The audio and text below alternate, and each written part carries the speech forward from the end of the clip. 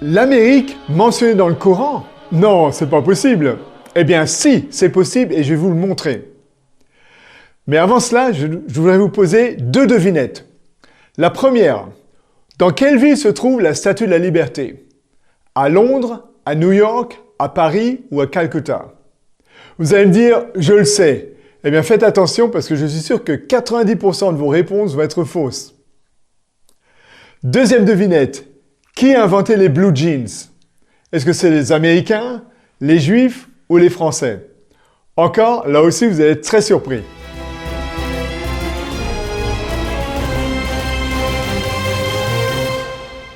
Assalamu alaikum. Le Coran nous parle d'un animal, d'une bête qui sort de la terre. Nous lisons cela dans la sourate 27 An-Naml, au verset 82. Et quand l'ordre leur sera donné, nous ferons sortir de la terre pour eux un animal qui leur dira que les hommes n'ont pas cru en nos signes. Il s'agit ici d'un animal qui sort de la terre et qui sépare les êtres humains par un signe.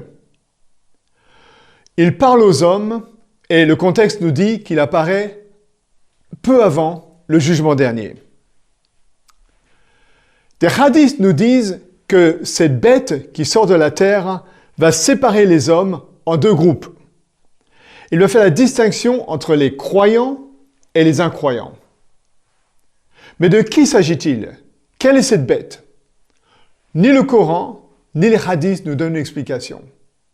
Or, nous trouvons dans la Bible un animal, une bête, qui elle aussi sort de la terre, avec les mêmes caractéristiques que nous trouvons ici dans le Coran, et même plus.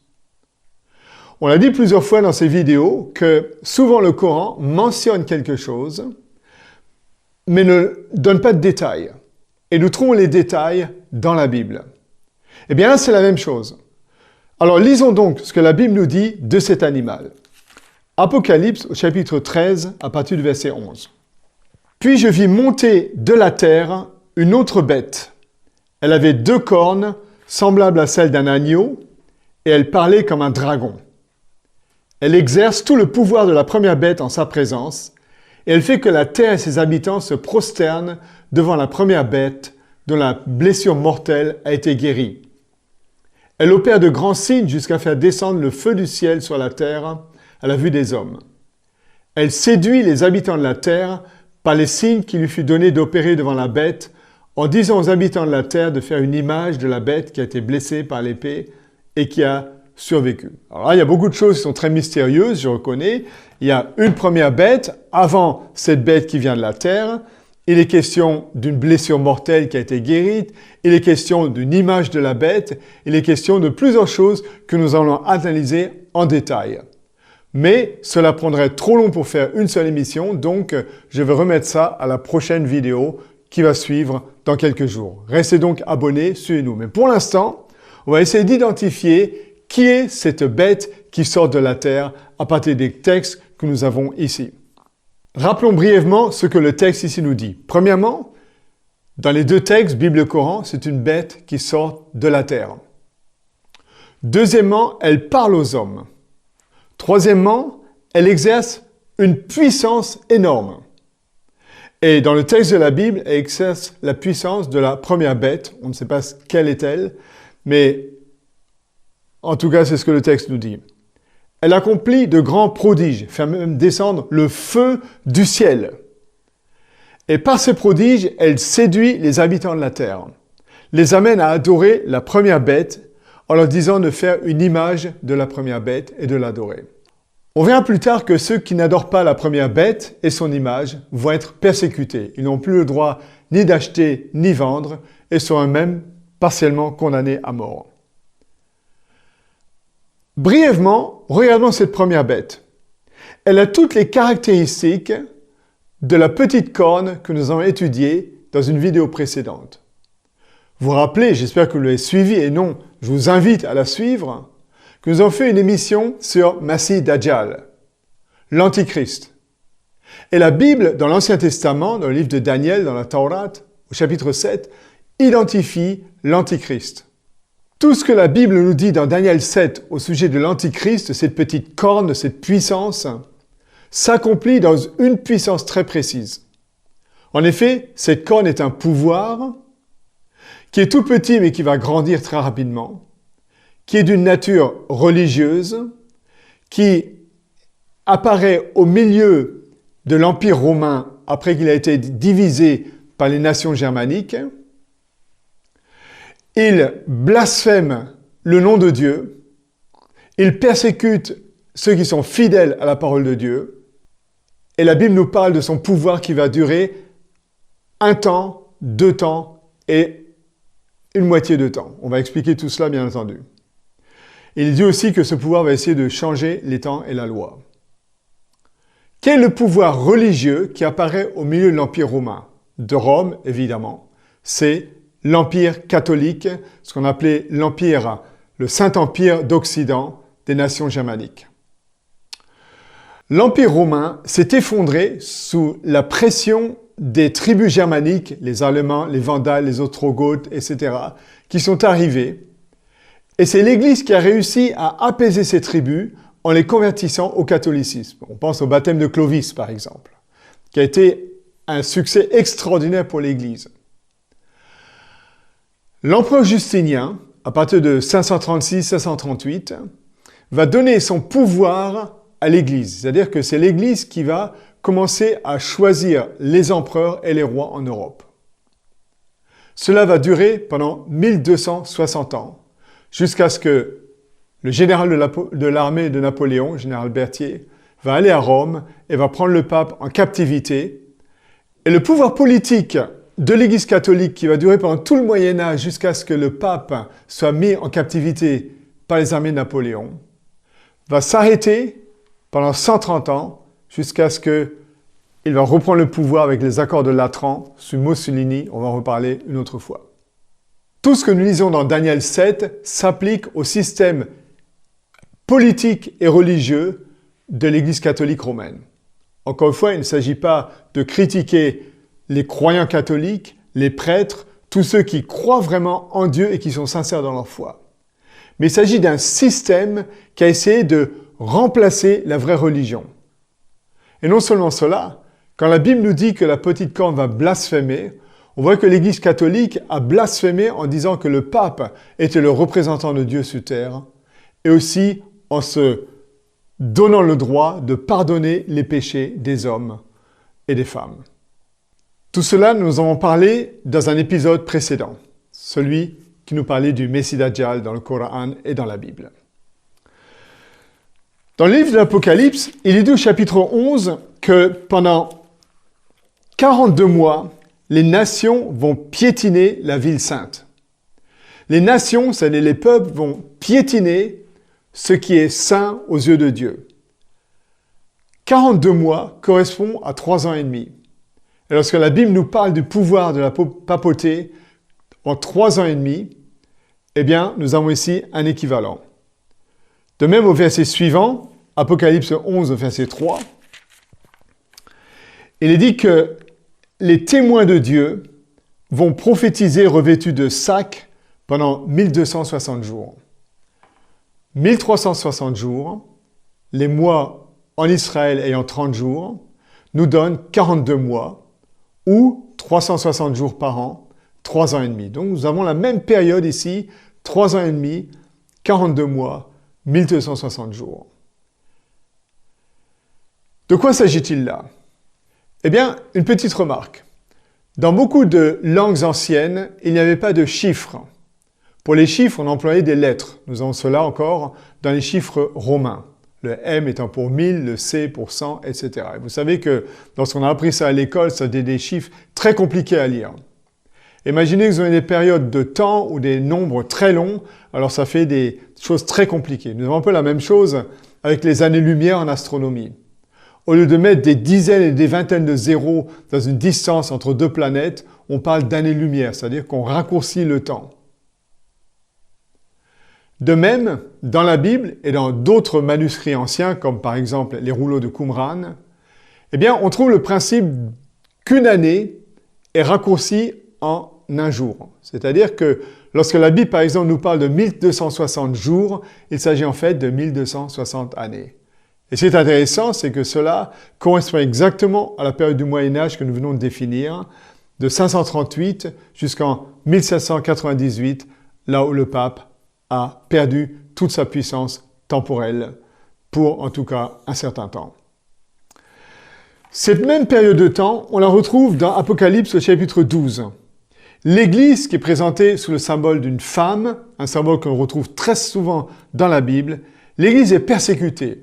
Elle va s'enfuir dans le désert et être nourrie, protégée pendant 1260 jours. Apocalypse 12, verset 6.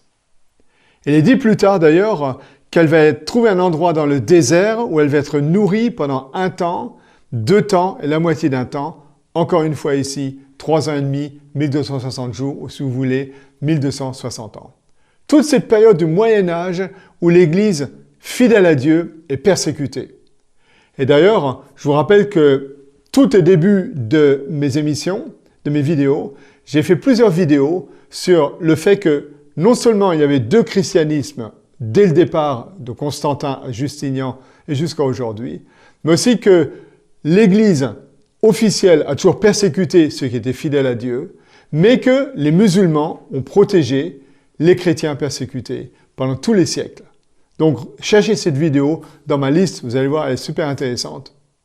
Mais ce qui est intéressant, c'est que là où l'Église a persécuté le plus ceux qui étaient fidèles à Dieu, c'était en France. La France, appelée le bras droit de l'Église, a été la championne de la persécution. Et d'ailleurs, tout à fait par hasard ou pas, les soldats de Louis XIV s'appelaient les dragons, dragons du roi, alors que le texte ici nous parle du dragon qui va persécuter l'Église fidèle.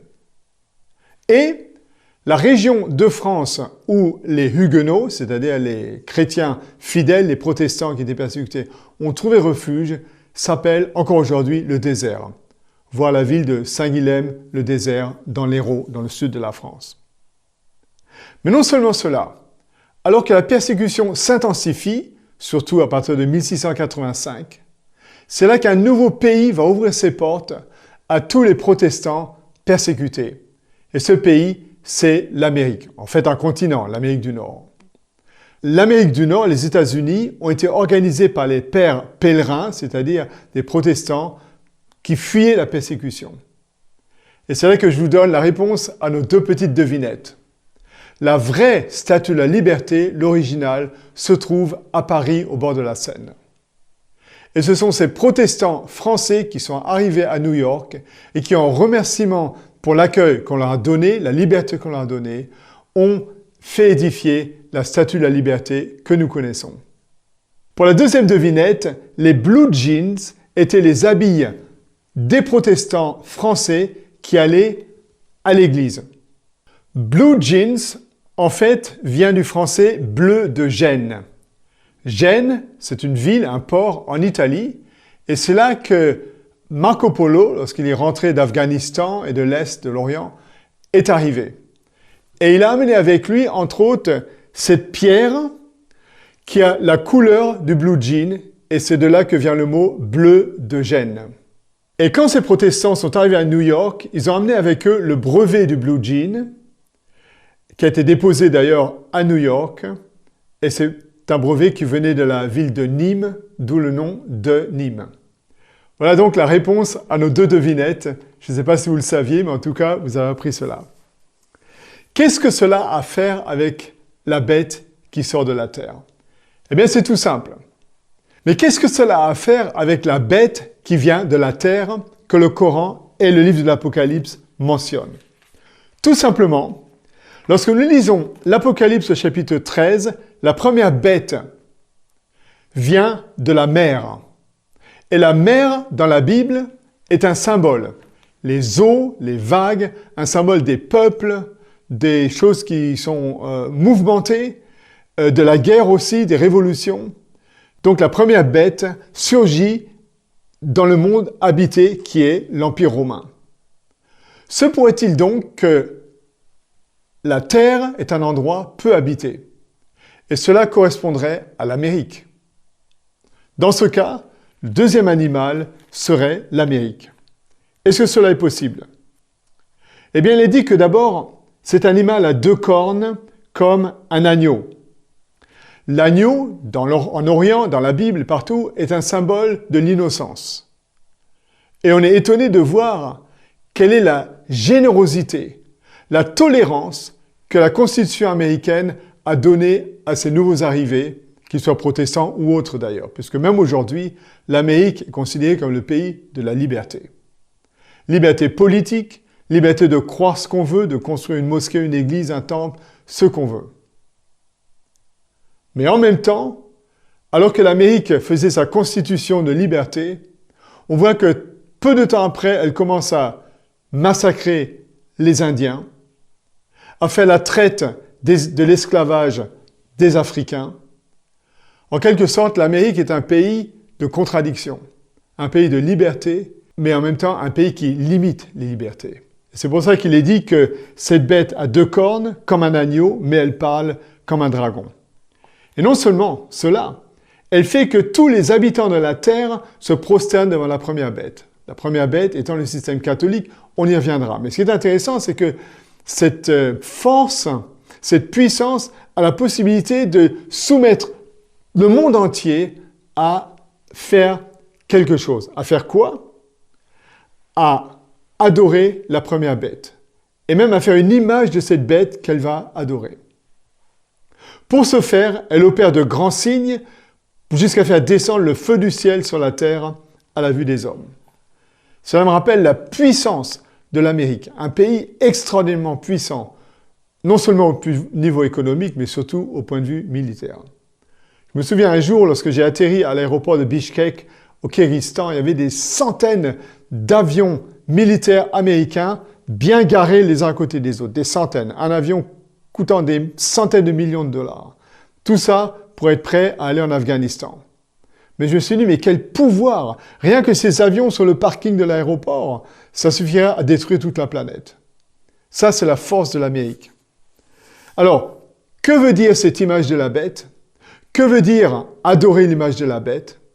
Encore une fois, pourquoi cette bête est là? Pourquoi elle a une blessure? Il y a encore beaucoup de questions qu'on doit poser et ça, on en reviendra la prochaine fois. Donc, je suis un peu désolé de m'arrêter au milieu si vous voulez, mais ce qui est important pour nous, c'est de voir que le Coran comme la Bible nous parle d'une puissance qui viendra de la terre et qui forcera les hommes à une décision par un signe, soit suivre Dieu, la vérité, ou soit suivre l'incroyance, l'erreur. Dans le Coran, deux groupes, dans la Bible, deux groupes. Ceux qui sont fidèles à Dieu et ceux qui suivent la bête et adorent son image. Le texte continue en nous parlant de l'image de la bête, du signe de la bête, du numéro de la bête, un chiffre qui est 666, qui est assez connu, et la prochaine fois, nous allons en parler. Ce qui est important pour nous aujourd'hui, c'est que Dieu a prédit tout cela pour nous dire « Faites-moi confiance. Comme j'ai protégé mon Église fidèle pendant tout le Moyen-Âge, grâce aux musulmans, grâce à d'autres, et en partie à l'Amérique aussi, de même, Dieu va nous protéger si nous sommes fidèles à sa parole en ces derniers jours avant le jugement.